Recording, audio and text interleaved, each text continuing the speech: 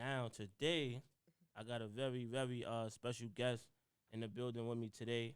Um, she's doing a lot of work in the community, into social work, mental health therapist. She has a lot of great gems that she's going to share today. I'm gonna just let her introduce herself without further ado. So my name is Erica Forte, and I'm from Harlem, born and raised. And I am a therapist by trade, and I have background in social work and education.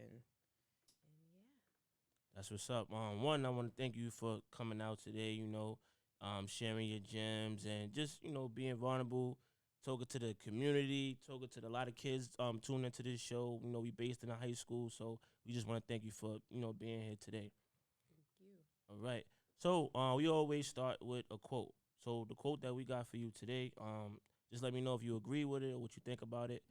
Is being able to be your true self is one of the strongest components of good mental health. thank you. You agree with that? What you think about that?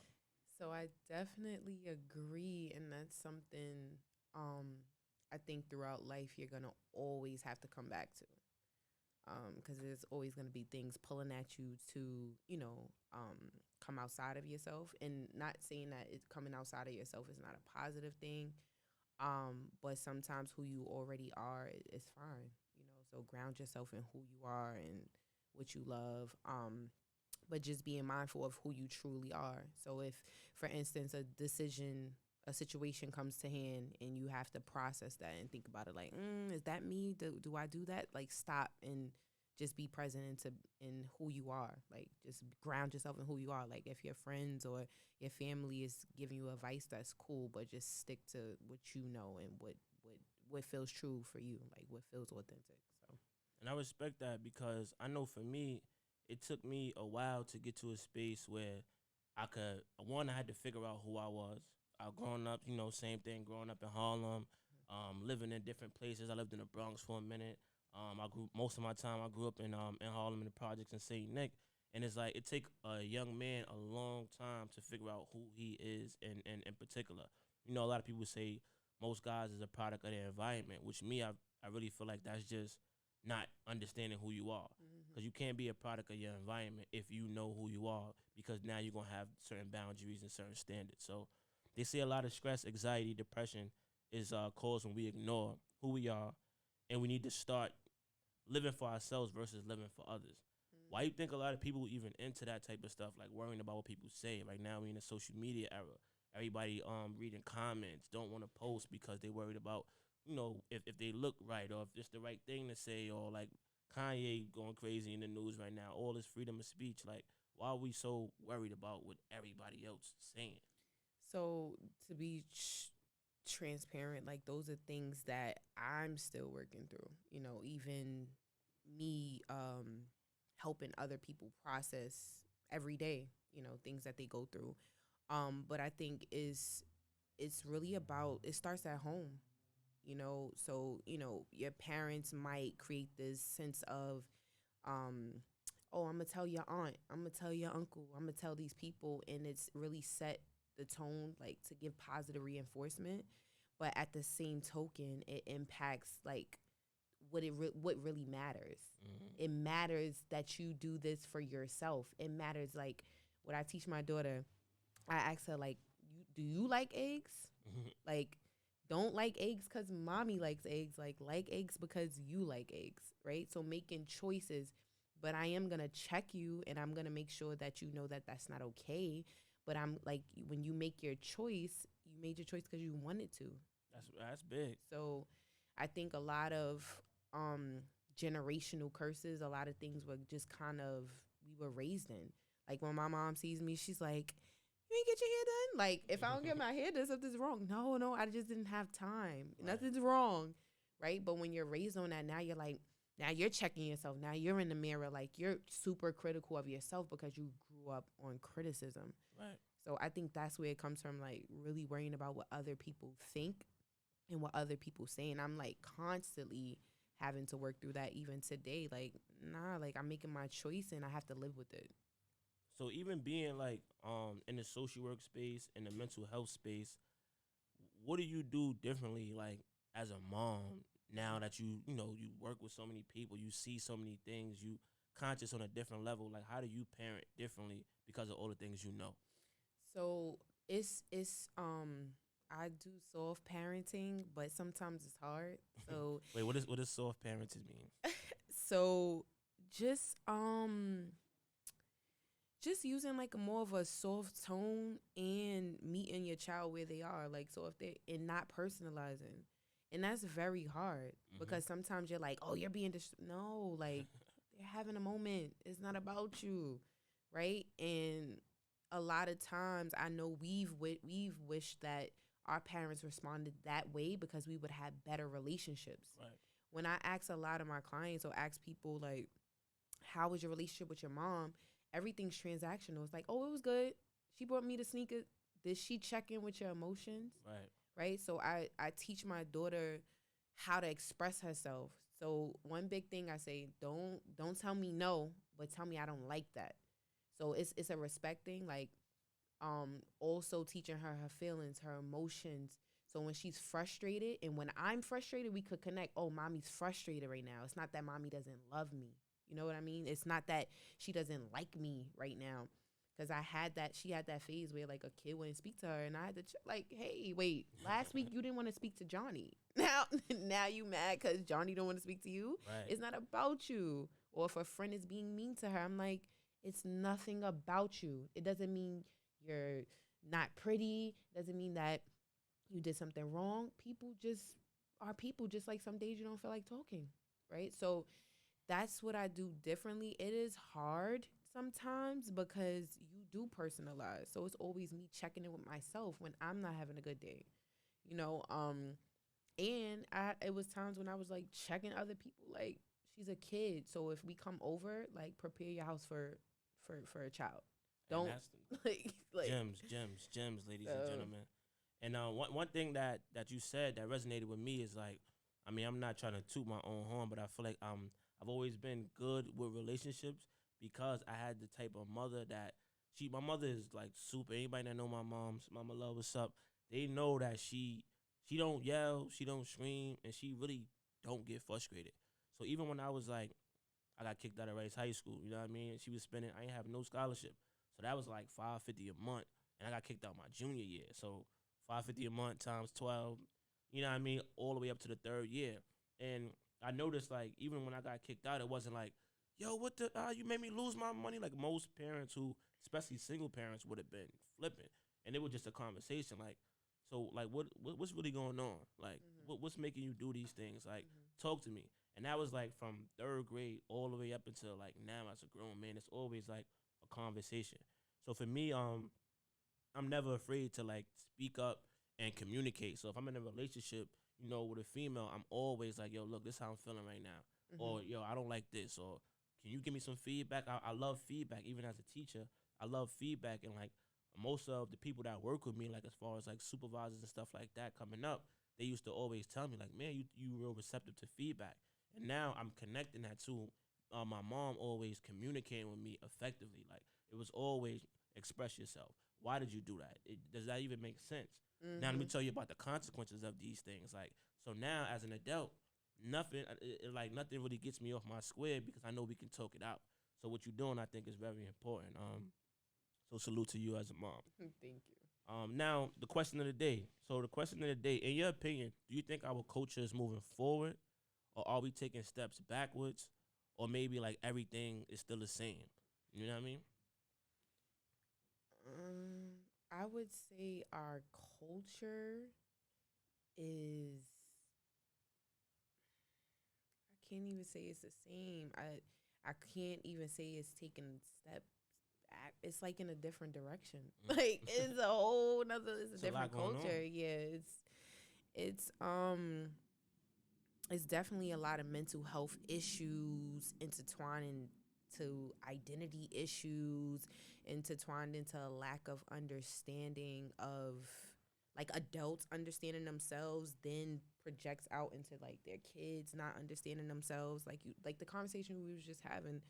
Um, so I think if we're talking about kids and that culture and also parents, it's just like relationships are broken, homes are broken, children are broken. Sound like So we not moving I forward. think, yeah, we in a broken culture. I would just say that. I'm gonna just say that. You know, It's just I mean, I like to be positive honesty. Yeah. too, but it's all like that question came up because, you know, right before we jumped on the podcast, like I'm just looking at the news. You know, people still talking about the takeoff situation. Gun violence is like a spike in gun violence right now, especially you know, they saying like the shooters is getting younger and younger. You know, being outside around the same time, we know that was the same story. You know, back then as well. So it's like Yeah. that didn't really change. You Yeah. know, True. even now I look at some of the guys like my age and stuff. I don't see too many guys like, yeah, I'm a lawyer now, I'm a doctor now. Like I don't really see the glow up, and I'm like, damn, you know what's going on? And so that's why I want to ask you that question. Like, do you think it's moving forward? We have social media, entrepreneurs, a big talk right now, so it's a lot of great things happening, Mm-hmm. great topics happening. Like we talking about mental health and things like that. But is it moving forward? But, That's it's tough. It is like everyone's starting a business. mm-hmm, That is a good thing. I love that. Everyone's teaching something, right? Everyone's hustling. So I think it's whatever lane you're in.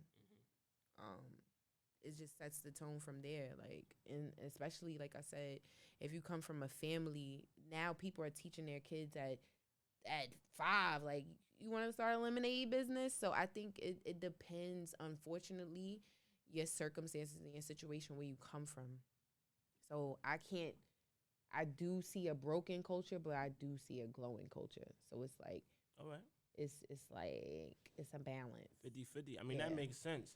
And like, I was just thinking about this, like, you know, stepping into this 30 zone, Mm-hmm. talking about the mental health crisis. I realized like a lot of people are struggling right now because I feel like, you know, when you step into that 30 zone, your conscious levels start going up. You start wanting more. But I feel like so many people are stressed out because during their 20s, they never really set up a foundation. So from like looking at you and studying what you've been doing and even studying myself, I realized something that we have in common is like we actually set up a foundation from young. So Mm-hmm. even going away to college right after high school, getting choosing your major, then getting into your field right after you graduate. You know, a lot of people don't do that. Mm-hmm. So that's all the groundwork you set up. So now you 30 and you say, you know, home ownership, different businesses and stuff like that because you actually, you know, you planted the seed and now the flower is starting to grow. But I Mm-hmm. feel like it's so many people that's in the 30 zone now that they just had fun. You know what I mean? They was going out doing their thing, but they not like had dead end jobs and never really built nothing. So now you probably have kids now. Your mental is stronger. You want more, but you can't get it because you can't. You gotta take the steps. There's no fast way. Like I know people we know be on the fast time and the fast life and fast money, but we see how that go time after time after time. So do you think this is a part of the mental health crisis, or what other things you think adds to like people just being in that space of like losing it, not being excited for life, not waking up like Mm-hmm. today's a great day, like what we doing? It's so much, you know, bad vibes out here. That's one thing I think, you know, not planting that seed from after the high school stage and up. But what you think? I think it's definitely that. But some people don't have a choice. Some people don't have that drive, that motivation. Um, I would say like a lot of people are living through their trauma. So it's really hard. Like you going to work, you going to school, but trauma is literally, imagine you walk, we all, us two, we have glasses on. Like your trauma is your trauma, my trauma is my trauma. And how you view the world is based on your glasses. So if you view the world like everyone's against me, I'm never going to make it, you kind of psych yourself out of opportunities. Like that. And that's really what college or different programs and all of these different things and opportunities that were allotted to a lot of different people um, provide, but you have kids who aren't able to take advantage of because they don't even believe in themselves. So I think it's really about um, people just living through their trauma and not believing in themselves or not having the people behind them to introduce them. Exposure. There's kids that never been out the Bronx, never been out of Harlem. I worked in the Lower East Side. I had kids nice in basketball, I was running a CBT group. It's cognitive based therapy group. The program, the curriculum was built from a correctional facility curriculum, That's different.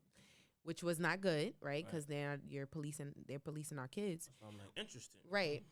Um, so, but in a sense, like all of these kids came out the projects, nice and ball, had good people around them, but now you going home, your mom like, you ain't nothing, you're not gonna be nothing, you never do nothing right, because they're going through their own stuff. So now you're projecting your trauma onto your children. Now that your children's walking around with that, not feeling enough, like, or your kid feeling like, I gotta go out and hustle because my mom can't take care of us. Right. We didn't eat last night. So I think it's really about, yeah, people just living through their trauma, and you either are gonna be motivated by it or you're gonna be like stuck. So Damn. And that's why I think it's so important that we having this conversation, and I think it's so important that you doing the work that you doing. I'm doing the work with the youth because we gotta spread the knowledge as much as we can. So I mean, this part of the interview we gonna get to some personal questions because we want to highlight some of the things you doing, and then you have the opportunity to share that with some of the youth out here, and some of not just the youth, anybody that could benefit from this knowledge. So I heard getting your doctorates right now. Excuse me. thank you. So tell us a little bit about that. What are you studying? Mhm. And what made you want to take it to that next level? Um, so I definitely love school. I always loved school. I went to Catholic school my whole life, up into ninth grade, middle ninth grade, which changed my whole perspective. Um, but I went straight through school and I wanted to be a doctor. That was the biggest thing. Now it's like, what does this mean, right? I wanted to be in higher education, so I got my doctorates in educational leadership. Um, I should be finished next summer. But it really started out just me wanting the title. I'm not even gonna front. I wanted the title. I was trying to figure out if I wanted to do education or social work for my PhD, and or nursing. Like I had all these different, like, how I'm gonna leverage this. I have my master's. I can get into all these different programs, but school is really easy for me in terms of like getting the work done. I'm Hmm. very competitive. Like, you give me something, I'm gonna do it. I might not show up for class every day. I might not be like the best student in terms of that, but my work ethic and me getting the work done, I'm gonna get it done. So I think it also leverages me in terms of opportunities. When people see that, um, they're like, "Oh, you're a doctor, Hmm. right?" It's unfortunate, right? In the sense of how society views you based on titles, Right. but someone will pay you as a consultant $1,000 because you have your doctorates versus someone who doesn't, right? Gotta play the game. But no, not taken away from people that don't have any credentials. They're getting paid too. You know what I mean? So, and I love that for the culture now. But that's pretty much how I started. I wanted to get. I have a educational program and academic enrichment program I've had since I was 21 So for like, so that's like 10 years now. So that's really how I got into like the education part. now, just for anybody that want to know, like, how do you even get into a doctorate program?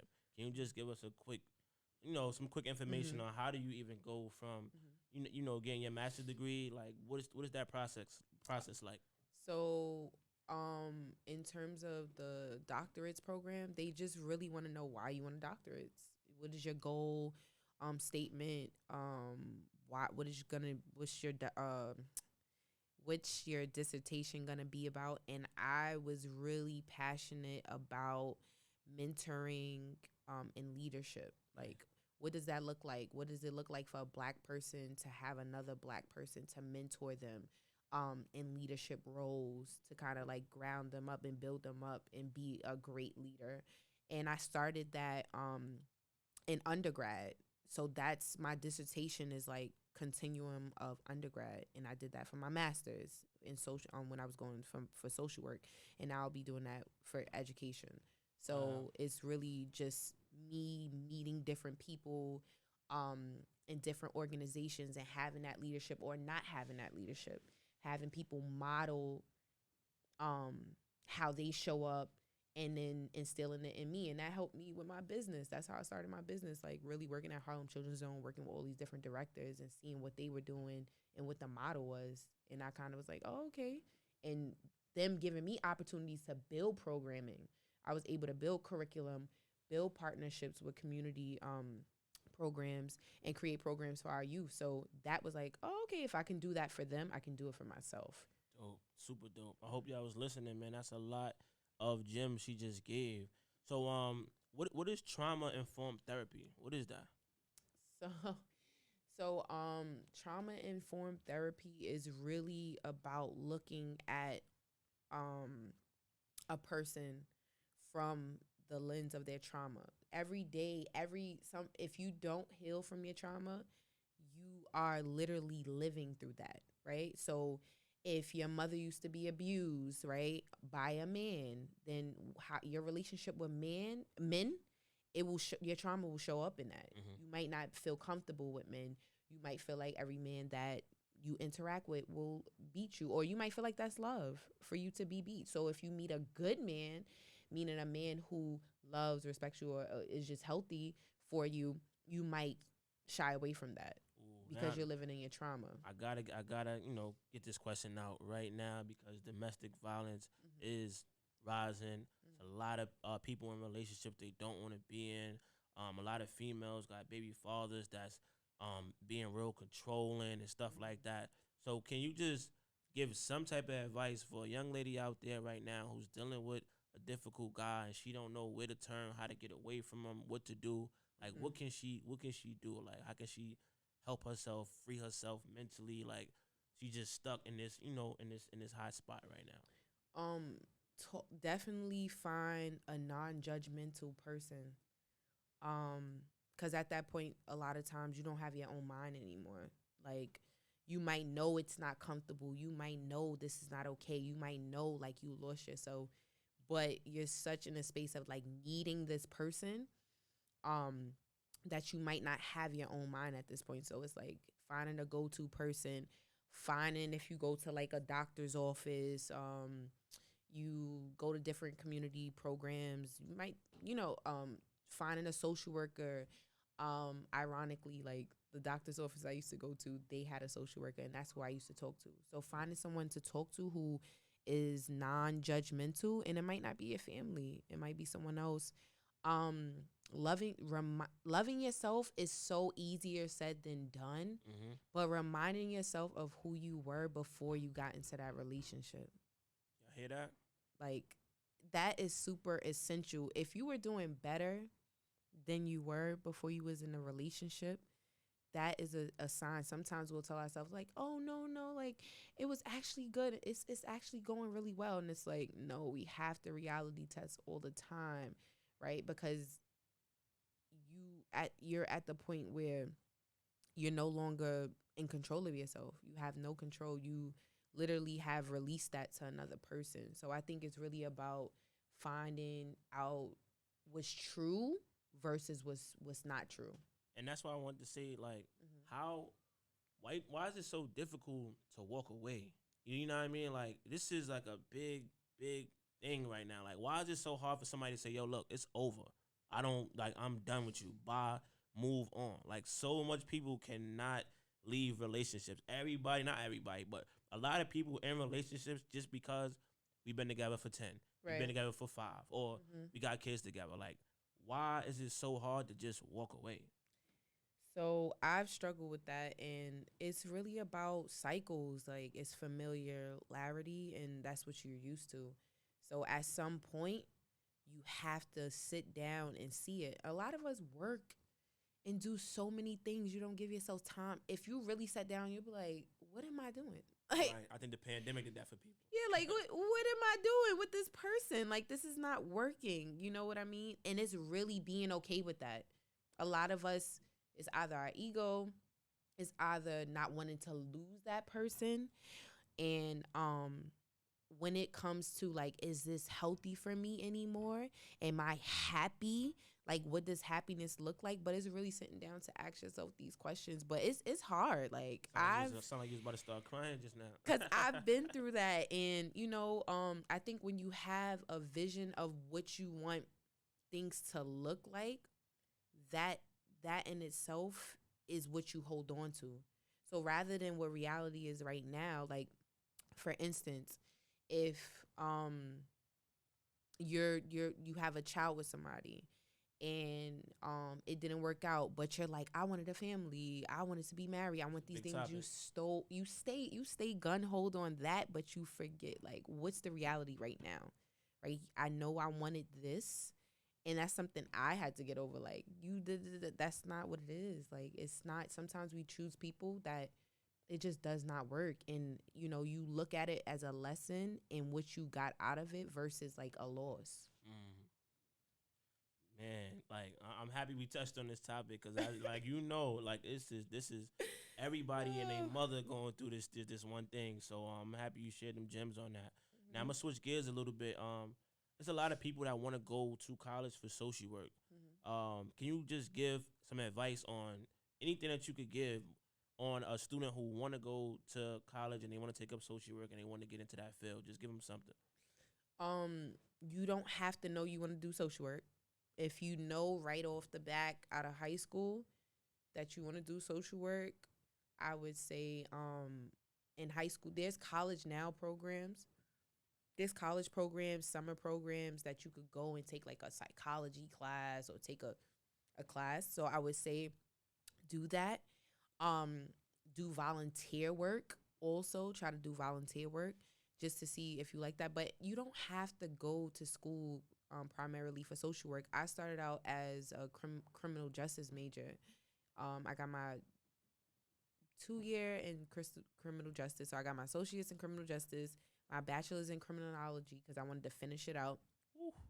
And then I was teaching for 1 year, and I was like, oh, I don't want to teach. I actually want to focus on this mental health piece. So I applied for CUNY schools, which were like 20,000 a year, 10 or 20,000 a year, super cheap. And I interviewed. So it's really about um, once you know you want to go into school for social work, um, you don't have to change your major because that's how people get stuck, and they get stuck in school for a long time. Finish out your degree and whatever if you did English, if you did education, just finish it out. You don't have to have a BA or associates in social work to go into your master's in social work, but you need your master's for social work Mm. to make money. Gems, gems, So gems. yeah, I ain't gonna lie, you killing them, man. You killing them. Keep doing your thing. I see thank you. a lot of great things, in your future, the way you going right now. So you got to keep changing the world. Now this part right here is called the putting you on segment. So like, can you tell us? This could be a movie, a song, a book, anything that kind of helped you change your mind, get your mental right. Um, bring you joy. Something that's uplifting that really Mhm. helped you. Anything, song, movie, book. The Bible. Uh oh. That helped me so much through my pregnancy. Any mothers that's having a child and you might be going like through difficult times during your pregnancy. It could be relationship, it could be family. I would say read the Bible if you're not spiritual. Um, Music for me, I kind of stopped listening to music at some point because it's just you gotta really be mindful of what you taking in. Sad music and especially if you're not in that space, it's not gonna resonate, and it's probably gonna make you feel down. Um, Audre Lorde's book is really good in terms of just like Sister Outsider is really good in terms of like different quotes and poetry, just to uplift you and just to get you in a space of really identifying who you are as a woman.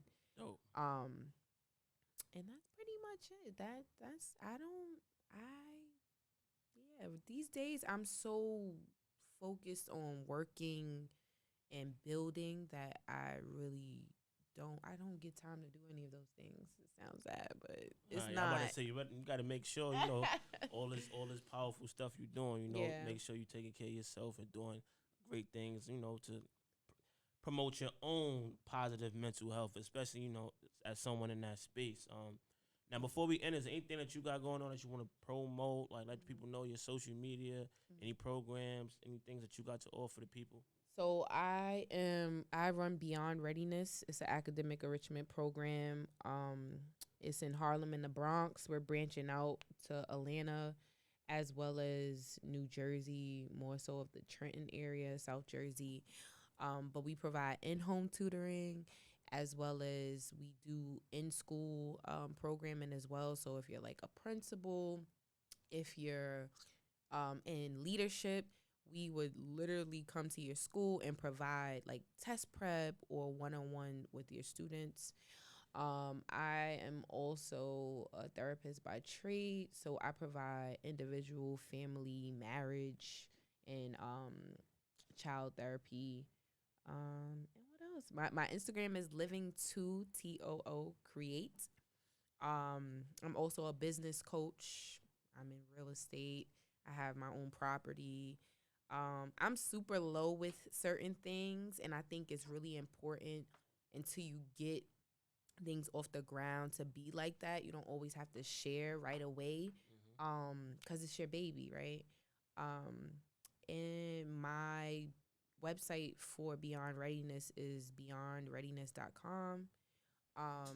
And we're also on like Google. You can find us and Instagram as well, Beyond Readiness underscore. But yeah, that's pretty much it. I'm doing a lot. That's dope. But if you go to my page, Living to Create, if you have a vision, I'm literally that person to come to. Like I will help you build your business. I will help you get business funding, business credit, um, accounts, EIN number, all of those things. That's just something I love to do. I'm passionate about helping people start their own business. So Dope, dope, dope, dope. And there y'all have it, man. How to beat the streets with the therapist, Miss Erica. Thank you.